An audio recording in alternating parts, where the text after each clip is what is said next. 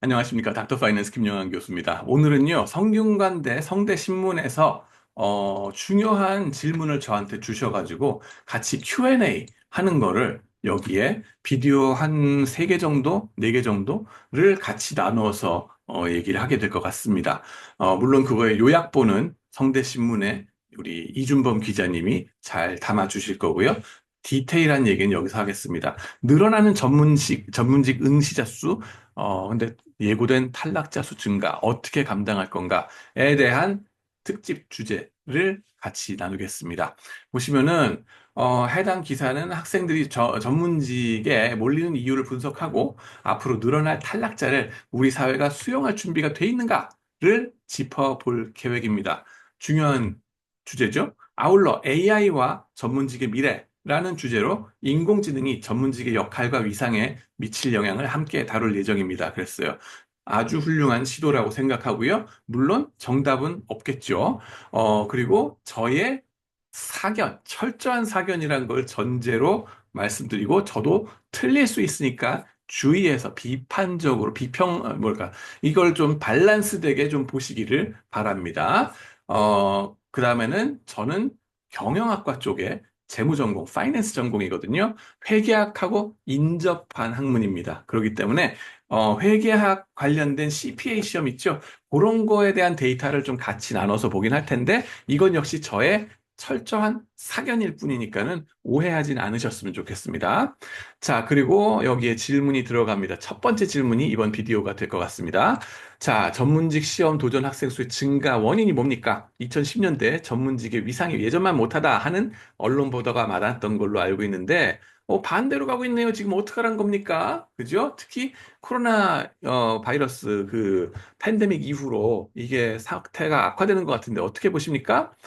자, 그래서 CPA 한정돼가지고 이제 지원자 수를 봤어요. 그것도 1, 2차, 3차, 옛날에 3차가 있었지만 지금 2차까지죠. 근데 2차, 3차 뭐 이런 거 빼고 1차 지원자 수만 단순하게 봤어요.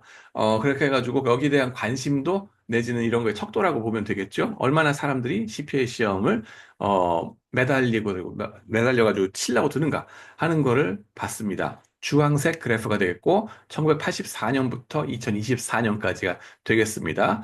주황색 선으로 쫙 보시면은 40년 전에는, 그죠? 40년 전에는 한 5천 명대, 6천 명대였다 그러면은 지금은 17,000명대를 찌르고 있다. 즉, 한 3배 정도가, 단순히만 봐도 3배가 정도가 올랐는데, 문제는 뭐예요? 인구가 폭감했어요. 절반이라고 치면 한 3배가 아니라 곱하기 2 하면 6배가 늘어났다고 생각해야 되나? 라는 단순 계산이 일단 나오죠. 자, 일단 그거 보시고, 여기에 패턴이 좀 있죠. 주황색 선이. 언제 이게 막 올라가느냐? 이거는 올라가는 거는, 97년, 98년 외환 위기 직후에 정리해고라는 걸 처음 사람들이 당해봤죠. 그때 하늘을 찌르게 올라갑니다. 아이고야, 누가 뭐래도 우리가 안정된 직장이 최고구나. 라이센스 있는 거가 살 길이야. 라고 그러면서 안정된, 그리고 프로텍티드, 보호받고 있는, 어떤 노동조합 같은 게 확실하게 보호해주는 그런 쪽에 숨어야 되겠다. 라고 하는 게 이때 강해집니다. 생존 본능이에요. 먹고 살아야 될 거 아니에요. 그러니까는 쏠릴 수밖에 없죠. 그죠? 근데 먹고 살만해지면 사람들이 쫙 내려갑니다. 이게. 그죠? 그거 아니라도 먹고 살 게 많이 있다 하는 게 나타나는 거죠. 그랬다가 다시 또 글로벌 금융위기 때 이후로 확 올라갔다가 쭉 내려왔다가 다시 또 막 올라갑니다. 이건 또 뭐예요? 2020년에 우리는 알고 있죠. 팬데믹이 막 닥치면서 올라가는 거. 좀 이따 같이 얘기하겠습니다. 노란색은 뭐냐 하면은 당해년도의 최종 차 합격자 수입니다. 요때는 3차 합격자 수가 되겠고 그 이후로는 2차 합격자 수입니다. 단순 비교예요. 지극히 단순 비교입니다. 이게 동차 합격자가 아닙니다. 오해하지 마세요. 자, 좌우지간에 회계사 숫자가 옛날에는 1년에 뽑는 인원이 200명 정도밖에 안 됐다. 그런 시절이 있었어요.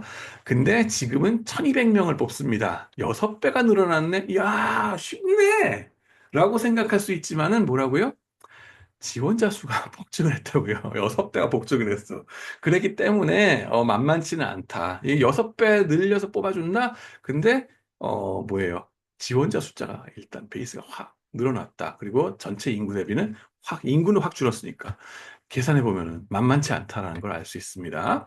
자, 특히 그거를 20, 30대 인구가 있겠죠, 우리나라. 그 인구가 데이터가 있는 게 2008년부터 있더라고요. 그래서 20대, 30대 그 20년대 밴드가 되는 거죠. 20대와 30대 그 밴드에 있는 사람들 의 인구 대비 CPA 1차 지원자 수가 얼만큼 되는가를 그래프로 한번 그려봤습니다. 그랬더니 2008년부터 쭈루룩 올라가는 거 보이시죠? 그 다음에는 우리 기자님이 물어본 것처럼 2010년대에 전문직 굳이 찾지 않아도 돼 하고서 쭉 사양길로 접어들었던 것 좀 보이실 겁니다. 그랬다가 갑자기 2020년대에 떠요. 그러면서 올라가는 거 보시면은 인구 대비 지금은 0.14%까지 치고 올라갔다. 그전에는 0.04%였었다. 인구 대비로 봤을 때. 그래가지고, 이 자격증 시험에 이 사람들이 매달리는 비율이 전에보다도 벌써 한 3배 넘게, 그죠? 2008년 대비, 그죠? 2008년 대비 한 3배 넘게 늘어났다라는 것을 알 수 있고요.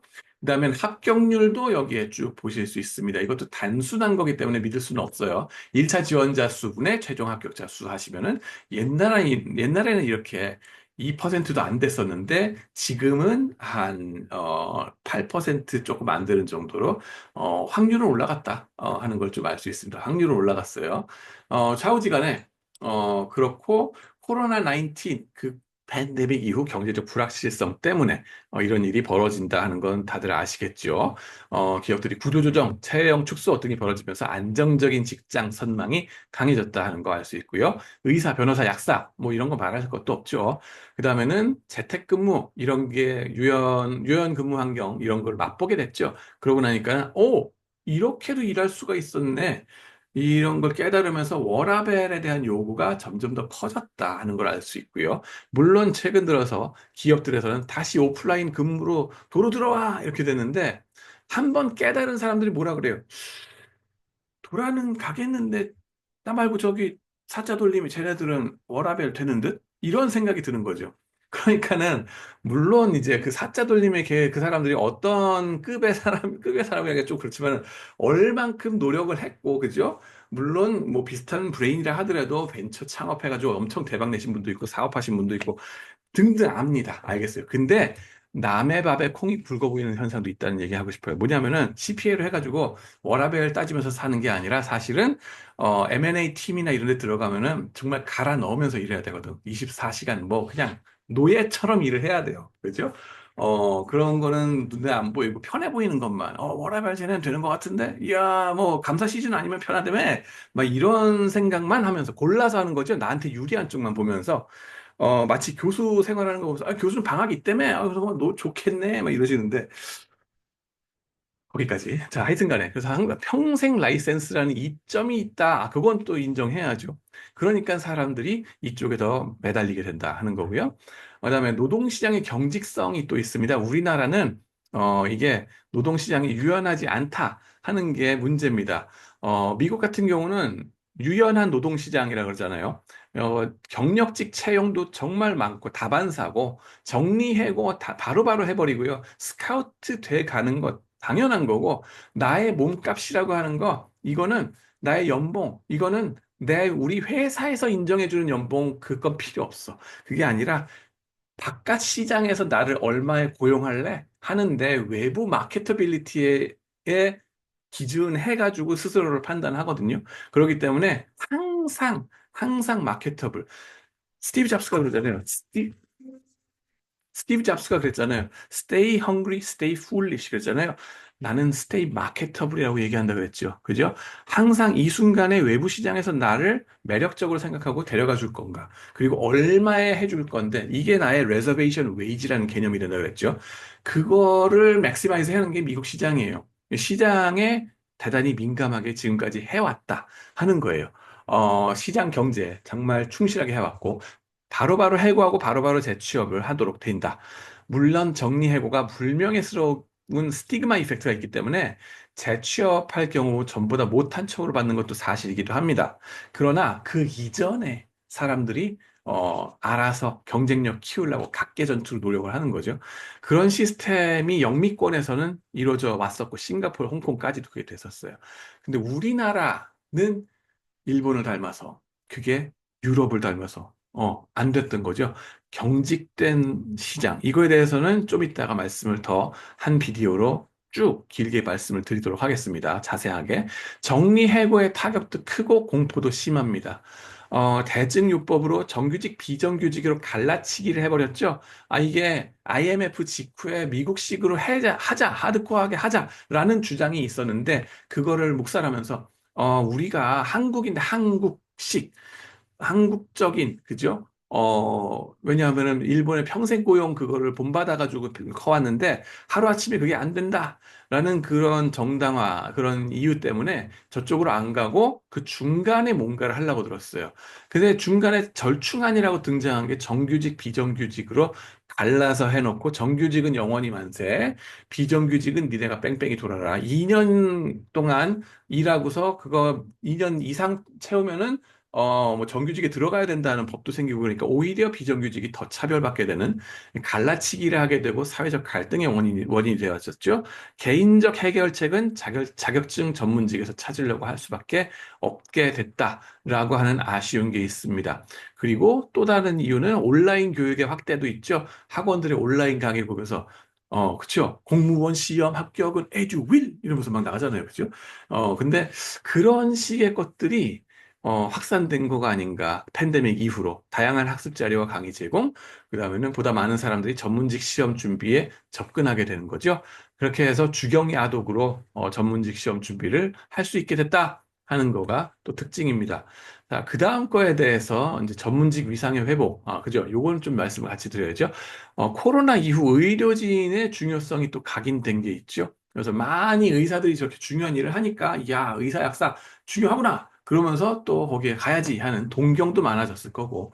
그 다음에는 회계사는 요거랑은 좀 다르죠. 한국 자본시장에서 기업의 지배구조, ESG 이쪽에서 강화 노력이 있었다.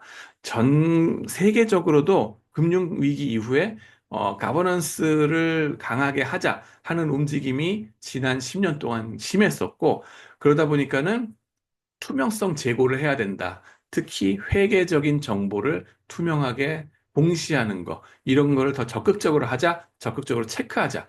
그러다 보니까는 회계사 숫자가 부족하네? 많이 뽑아라.